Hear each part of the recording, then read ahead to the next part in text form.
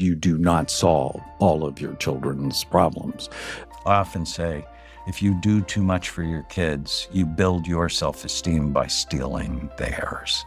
It's you want kids to make mistakes. Because character is built through struggle. We are seeing an epidemic rise in anxiety, depression, ADHD, and addictions in young people, unlike anything ever seen before. Self-esteem comes from self-efficacy. And you want them to pay the consequences. So they learn agency. The most effective intervention to raise mentally healthy kids is parenting strategies. Raising mentally strong kids requires 7 core conversations which apply to all kids, including young adults and those struggling with ADHD, anxiety, depression, or even autism. Core conversation number 1, if you want your kids and grandkids to be mentally strong, it starts by building a healthy brain.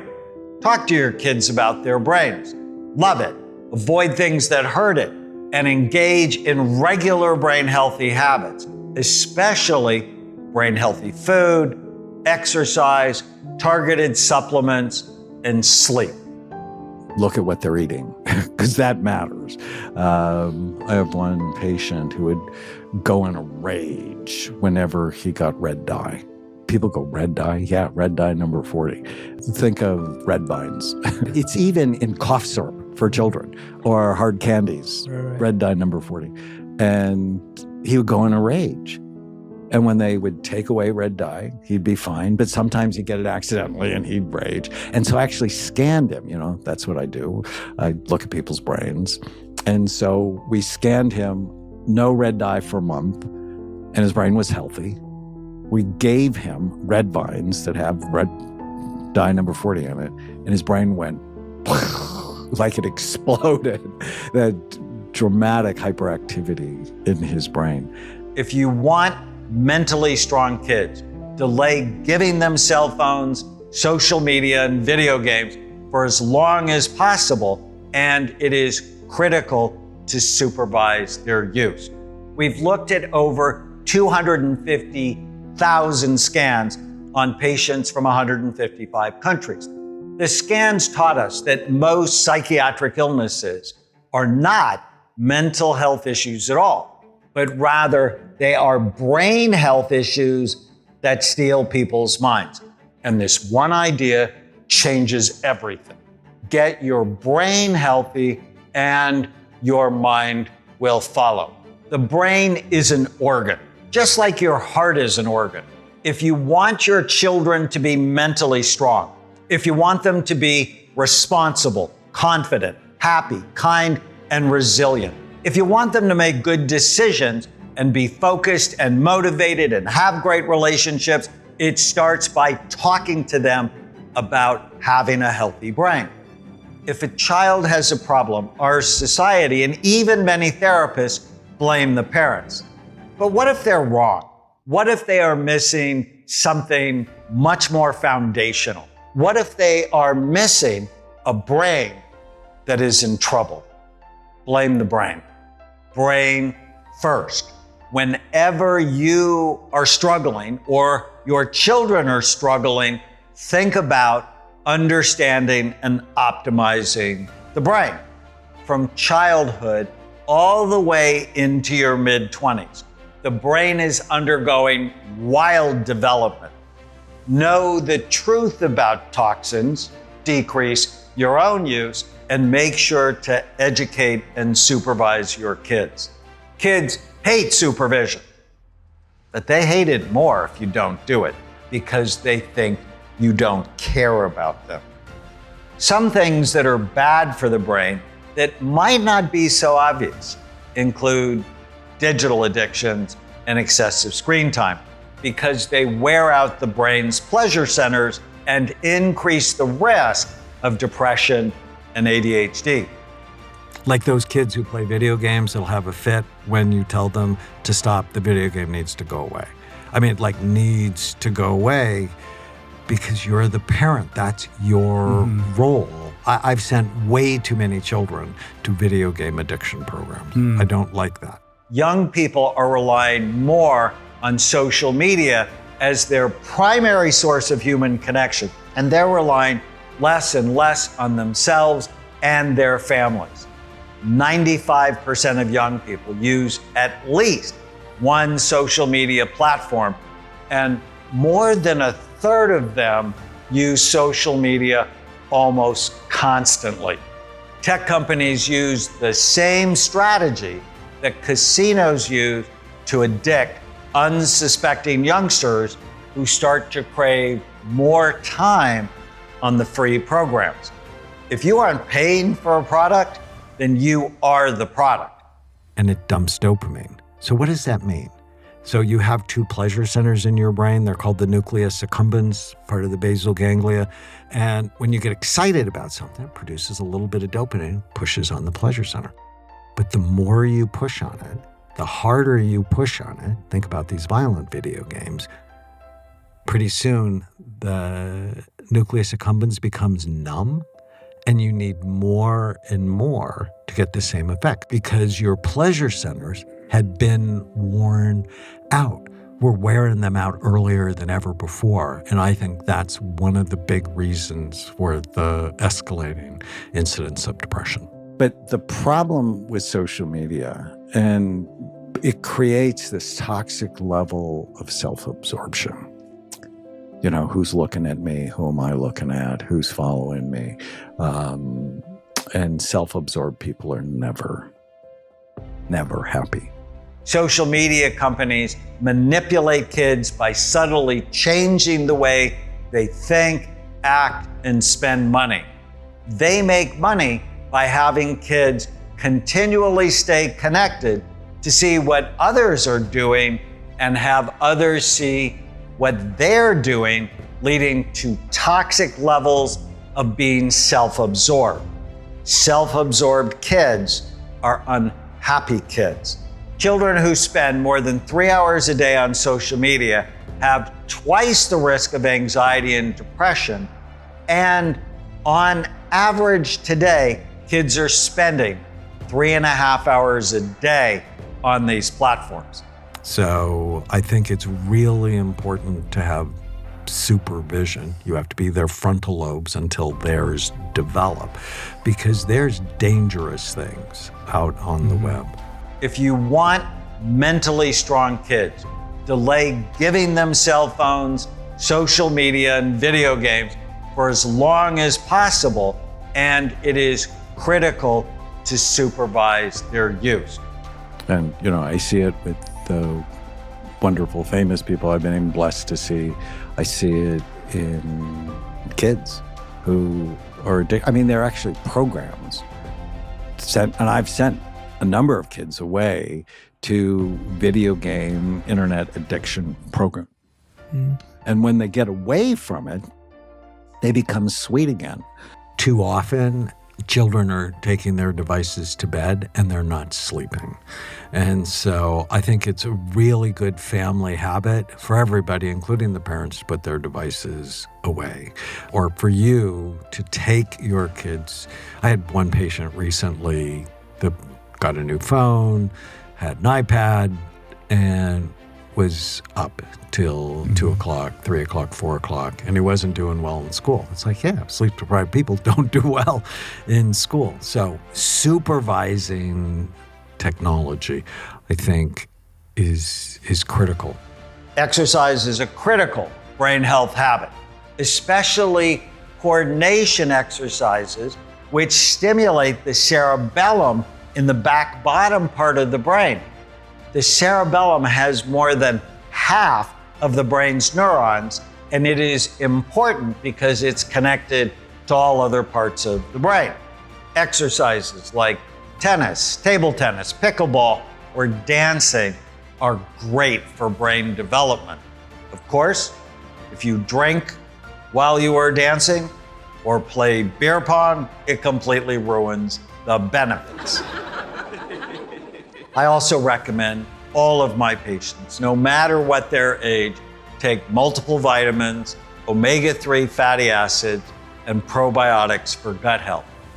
My favorite supplement, the one I take every day besides these and give to my kids, is saffron, as it has been found to help mood, memory, and focus. Core conversation number 2, focused intention. You have to tell your brain what you want, clearly, specifically, and repeatedly. As a parent and grandparent, I want to be present. I also want to be firm and kind. Remember these 2 words, and almost everything you do as a parent or grandparent will work out. Firm, when you say something, mean it and back it up, but do it in a kind way with empathy and compassion. Kindness is not giving in to tantrums because it makes them more likely to happen. If you allow kids, young or old, to manipulate you through anger or even anxiety, you teach them that's how they get their way. The rule in our family is if you have a tantrum to get your way, the answer is no. It will always be no. Go ahead and throw the tantrum if you want to test it. I always want you to remember this rule, and I want you to consider sharing it with your children. If you have a tantrum to get your way, the answer is no. It's always going to be no. Go for it. I'm dead serious. When they find out it doesn't work, and make sure it doesn't work, kids generally find a better way to control themselves. Good parents are like good coaches or good bosses. They notice what you do right and teach when you could do better. They inspire and motivate while maintaining positive relationships. They are flexible and always learning. Ineffective parents, like bad coaches or lousy bosses, think of the worst boss you have ever had. They notice what you do wrong and never let you forget it. They demoralize those around them, are rigid, negative, and believe they are always right. We want to raise mentally strong kids who are responsible, competent, and resilient. Core conversation number 3, bonding. And if you read sort of the latest neuroscience on child rearing, attachment is so important to prevent mental illness or mental health problems. And so if I want to be present, then that leads to the second principle, which is bonding, which is connection. And how do you connect? And too many parents get that wrong. Do you want your children or grandchildren to pick your values? Do you want to influence them in a healthy way? If so, you need to have a close bond with them. It's attachment. If you want to have influence with your children, if you want them to seriously consider your values, you have to be connected. And too often, parents love their children so much, we're going to do soccer and we're going to do dance and we're going to do music and it's like, stop that.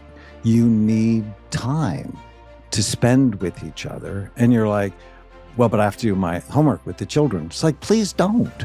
You have no influence without connection. And great relationships require 2 things: time, actual physical time, and active listening. So what's the most important thing parents can do? They can create a solid bond. Time. Parents are spending less time with kids than ever before. 2-parent working families are now the norm, and digital distractions, even when families are together, are contributing to a heightened sense of loneliness among kids and young adults. How much time are you spending with your kids and grandkids? One of my favorite exercises that pays the biggest dividends is special time. Spend 20 minutes a day with your kids doing something they'd like to do. And during that time, no commands, no questions, and no directions. It's just a time to be together, not to teach or correct. If, for example, you're playing a game and the child starts to cheat, you cheat. Reframe her behavior. I see you've changed the rules of the game. I'll play by your rules. During this time, listen way more than you speak. So my first literary agent, I think he was 42 when he had his first child. And he's like, my daughter, she's 2. Laura never wants to be with me. I come home, she completely ignores me. She just wants her mother. She wants nothing to do with me. That's because she's a girl, right? I'm like, absolutely not. Carl, you're ignoring her. What do you mean I'm ignoring her? I said, you're ignoring her. Do this. And I told him about special time. 3 weeks later, I called him. Carl, it's Daniel. Daniel, she won't leave me alone. All she wants to do is be with me. As soon as I get home, she grabs my leg and wants her time. I'm like, I told you, it works. Relationships require time. No matter what the child's age, you can do this today. Schedule 20 minutes of special time with your kids every day. The more you do it, the closer you will get.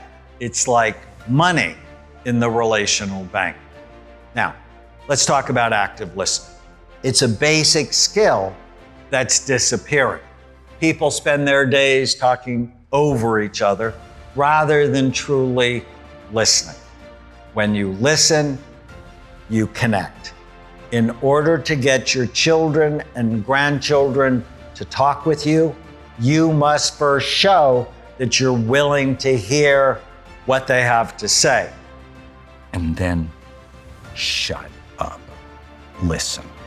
This is so important. Parents are awful at listening. Child says something.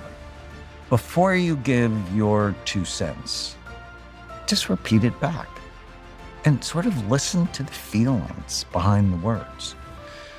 It's so important. So, you love them so much. You want to pour all of your knowledge, all of your wisdom that you worked your whole life on and download it into their head. Don't do that. Listen to them. And therapists learn this technique called active listening, that whenever someone says something, you don't interrupt and tell them how to think. You repeat it back. And you listen for the feelings behind the words. Active listening is very simple. Repeat back what you hear and then stay quiet long enough for the kids to continue talking, and listen for the feelings behind the words. Too often, parents tell kids how to think or feel before they really understand the situation. This cuts off communication and lessens the chances the child will come to you in the future. I want to have blue hair. I know what my dad would have said. I said, I want to have blue hair. No way in hell, as long as you live in my house, you can have blue hair. But what does that do? It just shuts down the conversation or starts a fight. Like, oh, you want to have blue hair? And then just be quiet. And then the child might say, everyone's doing that. My dad would say, I don't care what anyone else is doing. As long as you live in this house, you're not going to have blue hair. If they're going to jump off a cliff, are you going to go with them? Not helpful. Sounds like you want to be like the other kids. And then he might say, sometimes I feel like I don't fit in, which is really the conversation you want to have. This is a completely different conversation and likely the one that is more helpful to have. By actively listening, you open up communication and increase connection, which protects the child's mental health. Now, at the end of 30 minutes, if my son still wants to have blue hair, I am likely to say, not as long as you live in my house. There are certain standards that are okay and some that are not. If I have taken the time to listen, even when I say no, my children are more likely to accept the boundaries. Time and listening will dramatically improve the bond between you and your kids or grandkids. Core conversation number 4. The brain needs boundaries. Talk to your kids about boundaries, limits, and rules because they let them know what to expect and help them feel safe. Stop threatening them and then not following through. Because you teach them that you have to tell them and get angry and be a bit crazy in order for them to do what you ask them to do. Is if you tend to have an argumentative, oppositional child, if you need to have a discussion with them about something important, take them on a walk. And for the first 10 minutes, don't bring it up. But exercise boosts serotonin availability in the brain, and they become more flexible the longer you're on the walk. See, if you just brought it up when you're at home, might start a big fight.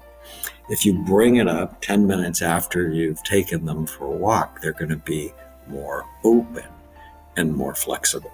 So there's this great study out of the University of Oregon.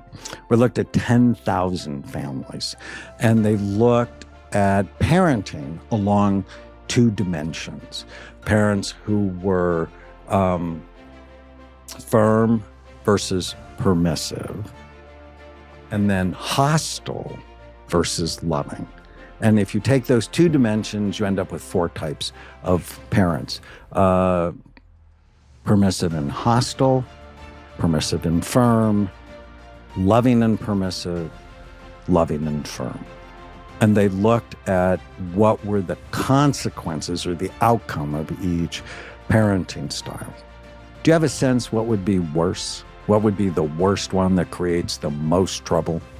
Hostile and permissive, the worst. What do you think is the second worst? Loving and permissive. Shocking, because children need boundaries.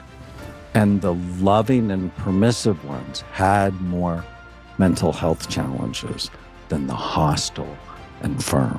Now, that's not helpful, right? That creates anxiety. But children need boundaries. I often say God gave us parents until our frontal lobes develop, right? The front third of the brain, the most human part of the brain, focus, forethought, judgment, impulse control. And that's why you need parents to help guide you. You need to supervise your kids until their brain develops. I mean, you really need to understand normal development. Your prefrontal cortex, so the front third of your brain, largest in humans and any other animal by far, is not fully myelinated until you're about 25. And so we think of 18-year-olds as adults. It's ridiculous from a neuroscience standpoint. And the insurance industry actually knew this way before neuroscientists knew it. When do your insurance rates change? When you're 25. Mm-hmm. They go down significantly because you make better decisions because you have more myelinated frontal lobes. Like society has rules, families should as well, but not too many. Parents often tell me they have to tell their kids to do something 5 or 10 times. If you tell a child to do something 10 times, then you get upset, you're teaching them they don't have to obey until you lose control. When we tell one of the kids to take out the trash, for example, if he or she doesn't start moving within a reasonable time, we'll say, you can do it now, or you can have this consequence, and then you still have to do it. It's up to you. We train them that we're serious the first time we say things. And one of my favorite questions to parents, how many times out of 10, when you ask this child to do something, will they do it the first time without arguing or fighting? And 7 is the average for healthy kids. So very few kids do something every time, right? But for the kids who see me, it's 0 or less than 3. And when I ask the children about this, 7, 8, 9, I'm like, is that your goal, to make your mother cry? I'm like, no. And I'm like, why do you do it? I don't know. And the fact is they don't know, because it's not will driven, it's brain driven. And that one concept all by itself, on top of which, if a child doesn't do what you ask them to do, and you ignore it, or you just repeat it, what you're doing is teaching them to do that. And the brain is lazy. When you communicate and reinforce clear expectations, kids generally get the message. Just do it in a firm and kind way, always rooting for their success. We believe in building accountability and responsibility, even in small children. Chores and work build self-esteem. Well, there's a guilt cycle that people get into. They overreact, and then they feel bad about it. So they don't react. And they let bad behavior go, and they let it go, and they let it go, and then they can't stand it, and then they explode. And then they feel guilty. And so they don't react, and they don't react, and then they don't react, and then they overreact. And so the trick is, when there's behavior you don't like, deal with it, as opposed to let it go. It's like, deal with it in the moment. Even though many kids complain about it, parents need to check where their kids are, who they're with, and what they're doing. Kids hate when you check, and they hate it more when you don't, because they think you don't care. There's always 2 words to default to: firm and kind. If you really understand the research, we talk about this in Raising Mentally Strong Kids, it's parents who are firm and loving do way better than parents who are loving and permissive. So permissiveness raises the most unhealthy children. Whether you're loving and permissive or hostile and permissive, permissiveness is not good. It's good to have boundaries and rules, and kids should have chores. And the problem is, and I would love for people to write down this statement, I only do nice things for people who treat me with respect. And too often, children will be very disrespectful, and then the parents will go out of their way to give them things because of their own guilt. I do nice things for people who treat me with respect, and I'm always nudging to have that time. And even if they reject you, well, just keep coming back. But don't bend over and do all these nice things for people who are rude to you. That's not good. Core conversation number 5, teach them problem-solving skills. Today, parents do way too much for their children, and they steal their self-esteem. I often say, if you do too much for your kids, you build your self-esteem by stealing theirs. You have to have the big picture in mind and the long game in mind. What do I want? What kind of parent do I want to be? Effective, present. What kind of child do I want to raise? Independent, competent, strong. If I do too much, I'm robbing them of their self-esteem, of their sense of responsibility and agency. And that's a disaster you just don't want. And you need to see it ahead of time. And that's why, the first principle is know what you want. And always ask your kids, so what's the goal for this year? Many parents love their kids so much that they never want them to suffer and end up doing way too much for them, thinking that is love, but it is not. If you do too much for them, they'll never develop a sense of competence and will always struggle with their self-esteem. Because where do we get self-esteem? There's this great study out of Harvard where they followed 454 inner city Boston school kids for 70 years. I mean, think about that. I mean, one of the longest longevity studies ever done. And they looked at what was going, with mental illness, with addiction, with self-esteem. And the only thing that correlated with self-esteem was whether or not you worked as a child, whether or not you had responsibility at home, you had a paper route, you had an outside job. When I was 10 years old, I went to work because my dad owned grocery stores. And work is good. But for people who are affluent, who have help at home, and everything is done for the child, you're really setting the child up for struggles in their life because they won't develop a sense of agency. Let kids make mistakes, learn from them, and pay the consequences for their actions, especially when they are young and the price is cheap. What really is love is giving them the tools to create a life that they love. If I'm giving them too much, then I create entitlement, and entitled people are never happy people. When parents take responsibility, they subtly send the message that kids are not capable.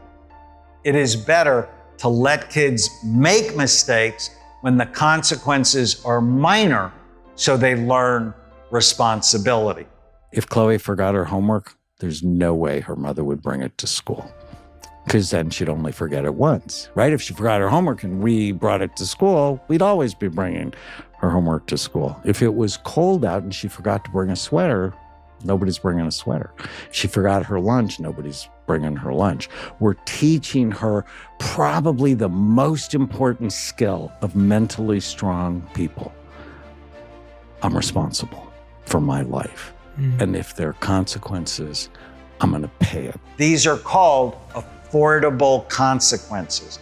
It might seem harsh, but it is actually very kind.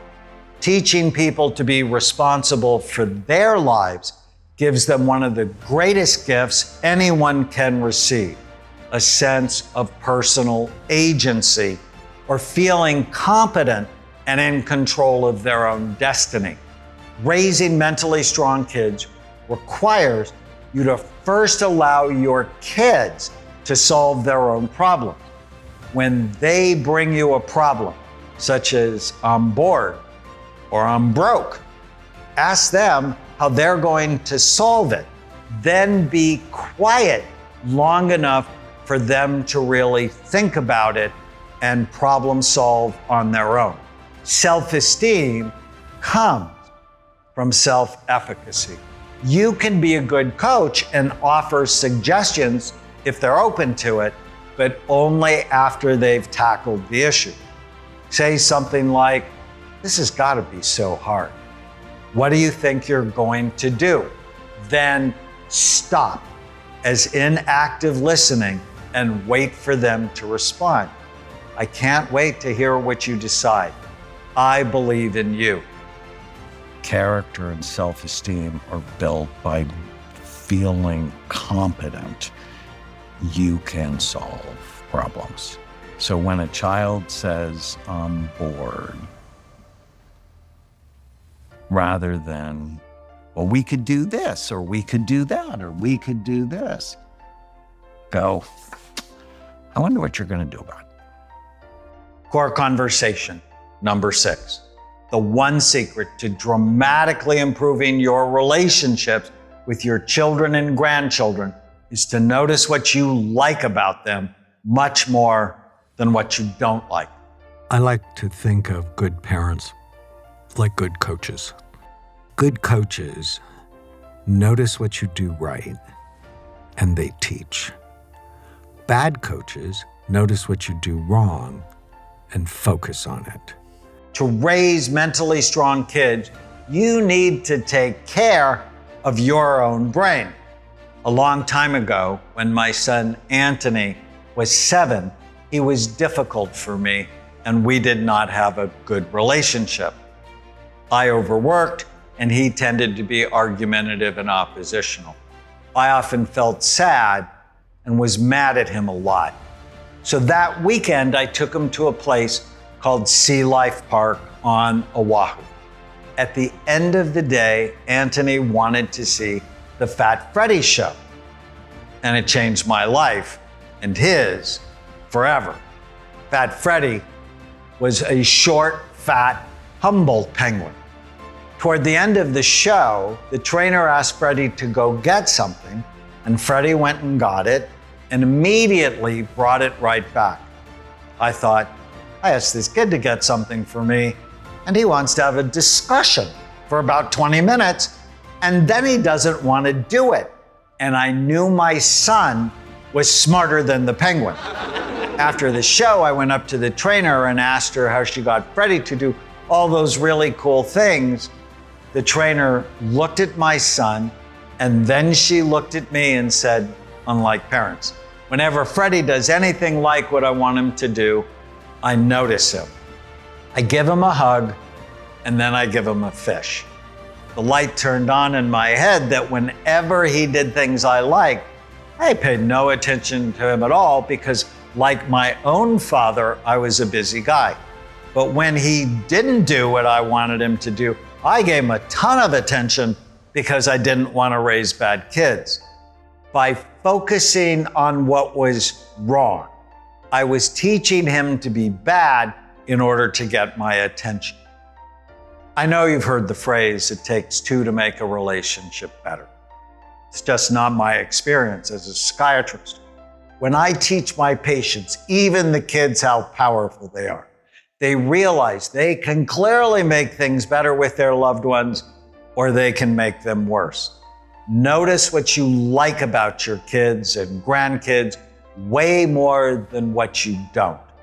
And teach your kids to notice what they like about others too. Core conversation number 7. Get kids help when they need it. As I mentioned earlier, we are seeing an epidemic rise in anxiety, depression, ADHD, and addictions in young people, unlike anything ever seen before. In fact, I believe we are on the front edge of a tidal wave of mental health issues among the young. Your brain, physical function of your brain, creates your mind. And if your brain's not right, your mind's not right. And so what are all the ways that a mind can be troubled, right? So if you have a child that's not sleeping, that has nightmares, that has tantrums that won't go away, they don't socially connect, they're obsessive, it's like at some point you have to go, what's going on in their brain? It is often years from the time a child first starts to struggle until they get help. You cannot be mentally strong or have emotional freedom if you are a prisoner of your mind. The numbers are staggering. In a recent study, 57% of teenage girls report being persistently sad. 30% of girls have thought of suicide, 24% have planned suicide, and 13%, or 1 in 8 girls, have actually attempted suicide. Nothing about this is okay. Young males are also struggling with increasing rates of ADHD, depression, and addiction. How do you know when it's time to seek professional help for the young people in your life? It's time to seek help if their thoughts, their feelings, or their behaviors interfere with their ability to be successful in their relationships with their family or friends, at school or work, or how they feel about themselves. The first step is never medication by itself. Be wary of any professional where medicine is the first and only answer. As a board-certified child and adult psychiatrist, I believe in using medication when it's appropriate, but it is never the first and only thing I do. Do simple things first, such as improve their diet, get them to exercise, and start simple supplements, especially geared to their brain type. Limit devices. One of the best conversations you can have is to teach kids to discipline their minds and eliminate the ants or the automatic negative thoughts that steal their happiness. In the program materials, there is a whole module on teaching kids how to manage their minds to think in accurate, positive, and hopeful ways. Kids are always better when parents model healthy thinking patterns. If you are struggling with your own brain or mental health, it is important for you to get help. Divorce is not good for the child, but staying in a chronically unhappy, conflicted, negative relationship is worse.